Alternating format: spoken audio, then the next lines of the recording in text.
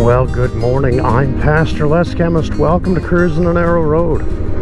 It's early in the morning. It's probably about 7:30, and we are in the middle of the Quebec wilderness. We are on the dirt road from, well, we started out in Lab City this morning, Labrador City, Newfoundland, Labrador, and now we have crossed the border down into Quebec, past the town of Fairmont, and now we are somewhere in the wilderness between Fairmont and Baie-Comeau.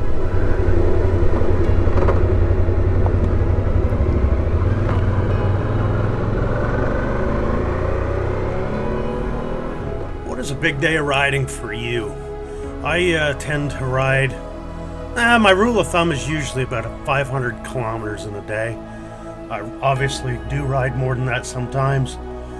And on this trip to Labrador, we covered some big kilometers in the last couple of days of our trip. We left Goose Bay on Sunday afternoon after the service, and we logged 529 kilometers and arrived in Lab City and in time to get supper and, just a leisurely evening before we cashed in for the night. But then the next day, we headed from Lab City down to Baie-Comeau. And you can see some of the road we covered here. It was twisty, windy, railroad tracks crossing here and there. The gravel road wasn't bad, but it had rained and there was a little water around, so it was a little washboardy in places, a few potholes. Wasn't severe, wasn't bad, but we could still zip along at pretty good speeds. But it was a little more, just a little more interesting. But we covered a lot of kilometers that day. It's 586 kilometers from Lab City down to Baie-Comeau. And then on top of that, we took the ferry ride from Baie-Comeau over to Manic on the eastern bank of the St. Lawrence River. So we logged a lot of kilometers that day. For me, I've done a lot more traveling across the island of Newfoundland. If you go from the ferry in Port aux Basques to Clarenville, where I live, you're logging 700K. It's a pretty good trip. When you're driving kilometers like that, you do stop for breaks, and we had a wonderful break, probably about, I'd say 45 minutes. We might have been an hour at the Johnson Dam, the Manic 5 power dam system in Quebec. It was just an awesome place to visit.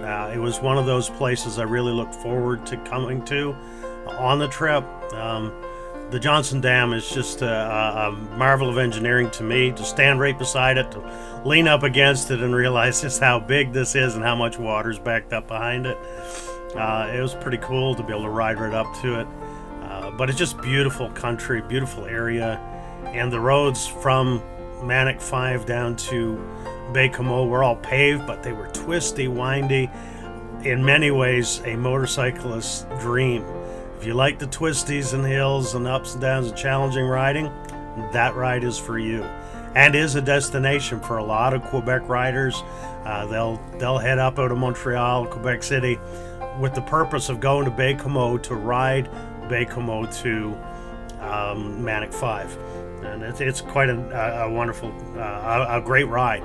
But I was pretty tired, and I probably would have enjoyed it more if I wasn't as tired as I was. But we made it down that day. We made it across the St. Lawrence and made it to Manic.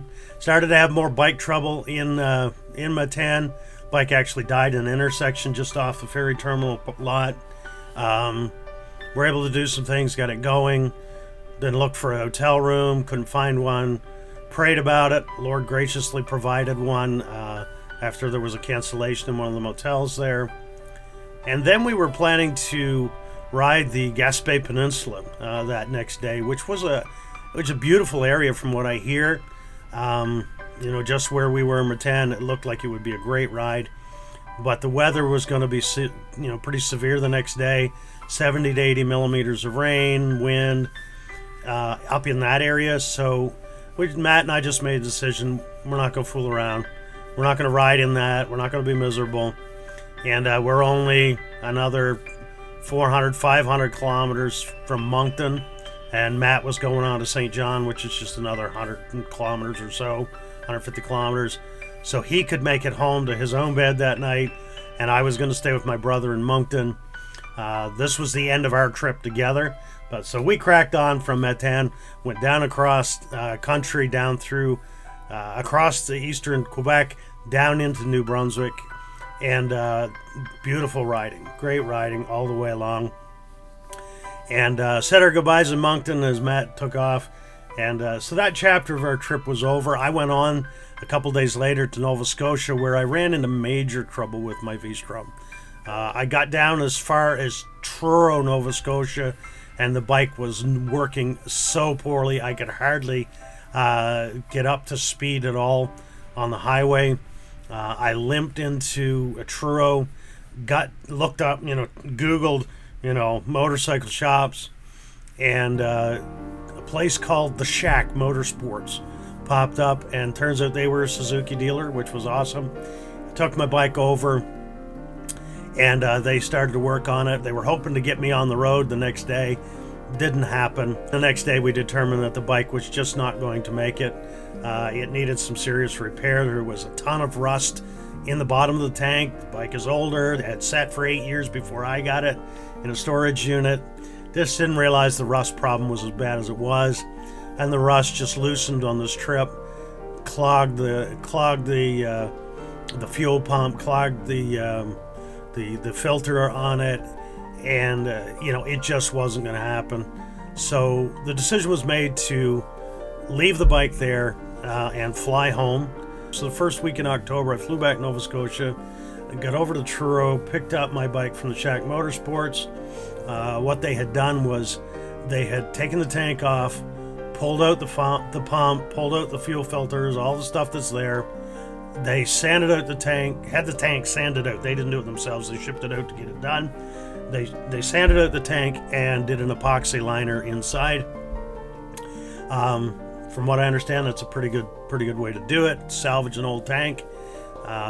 You can't even buy tanks for that era of V-Strom anymore. I found out, and if you could, they would have been like $2,500. They just, so it wasn't happening. So we were able to seal the tank, get some parts, fix everything, put new filters in, and so I picked up the bike. While I was in Nova Scotia, got to go visit the grandson again, so that was awesome. Got to spend some time with my son and his family. And first night there, he said, "Dad, it's deer hunting season. You want to sit in the blind with me tonight?" Sure, anytime, go hunting. I love it. And so we sat in the blind for a few hours, and just before dark, just before final shooting light, he bagged a small buck. And so it was a great time. We had an awesome time to share that moment together, and I get some pictures with the grandson the next morning. That was just a great time. Got to see my parents, got to see my sister again, and then I drove back home. On the way home, you have to cross a bridge in Cape Breton, Nova Scotia. As you cross the Labrador Lakes, it's called the Seal Island Bridge, and it's a rickety old bridge built back in the 50s or 60s. It's seen better days. It shakes when you go across it, especially if there's an 18-wheeler. You can, going across the same time you are, you can feel the bridge shaking. The guardrails are right at the edge of the pavement. In a windstorm, it's an incredibly intimidating bridge to ride, and it's real high. So, but I made it across that, and took the ferry that night. Got on the island of Newfoundland the next morning.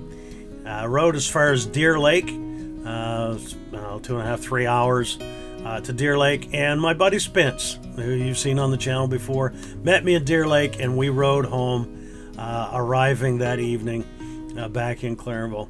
It was an awesome ride.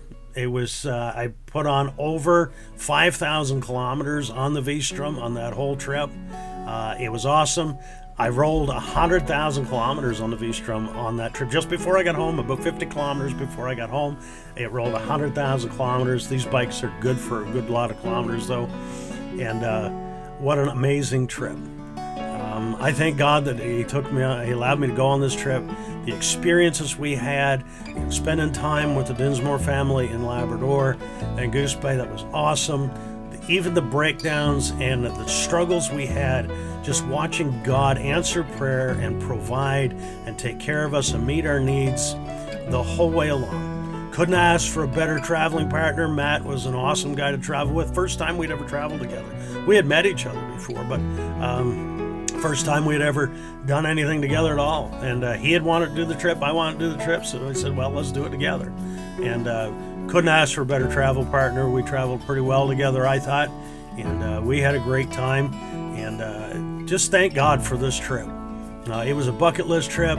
Now I can say I've done the entire Labrador-Quebec loop. And would I do it again?